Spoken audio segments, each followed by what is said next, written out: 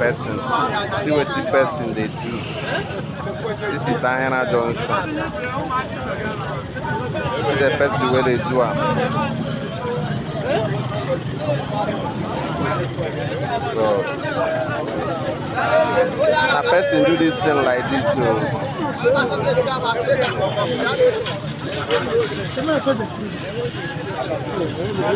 show you the see.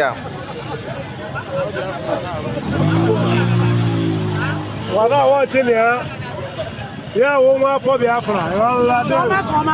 I don't feel in there, they play the show. Yeah,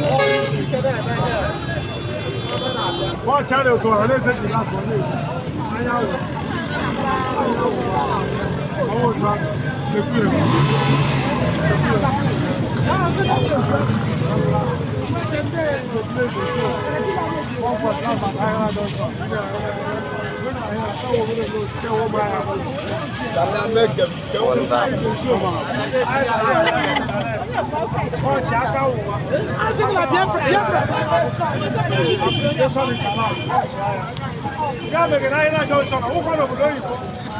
yeah, live. And I'm live. Ahena Junction. Live.